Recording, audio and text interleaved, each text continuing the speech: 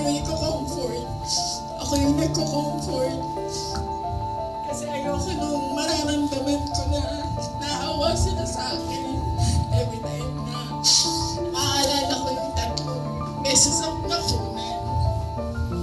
Pero nung nabuntis ako, nag-sorry ako kay Lord.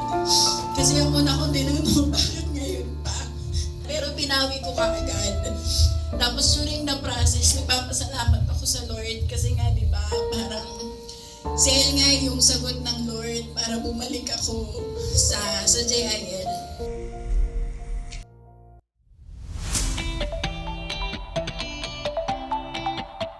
Witness ako sa lahat ng mga pinagdaanan ni Ikay kasi kasama ko siya sa work.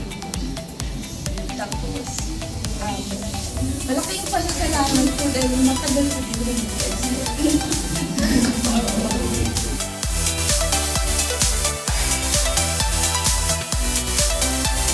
We know that hanggang sa paglaki mo, sabi namin ng Lord, in raising you up, not only your parents, but us, all of us, na naghintay talaga sa'yo at nagpray. And thank you, El. Yung buhay mo pa lang, yung paglabas mo pa lang, means so much to us na talaga. And Lord, thank you po for this life na binigay mo po.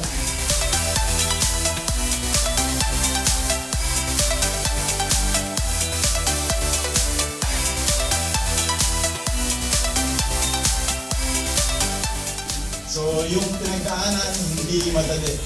Pero kung meron mang, minsan nanalangin tayo na, Lord, sumasagot ka ba ng panalangin? Ito yung reminder, ito yung testament, ito yung truth na ang Panginoon ay sumasagot sa panalangin. So,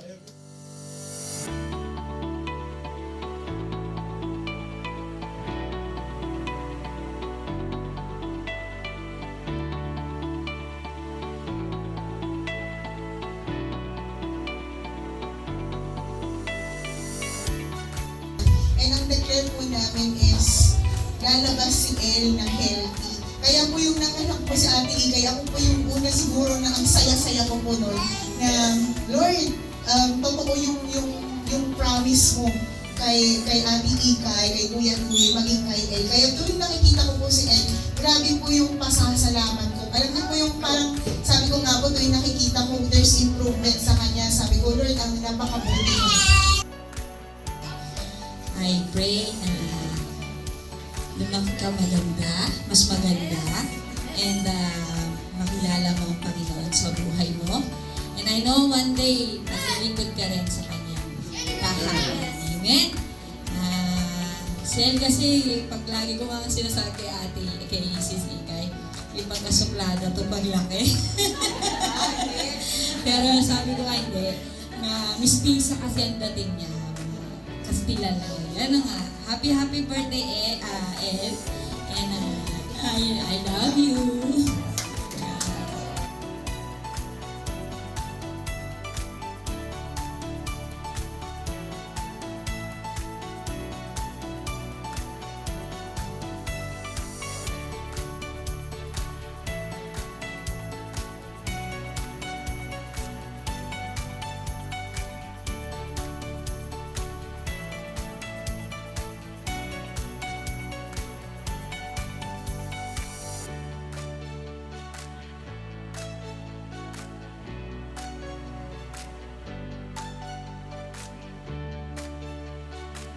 Maraming salamat ulit sa inyong lahat, and of course sa ating dakilang Panginoon na talagang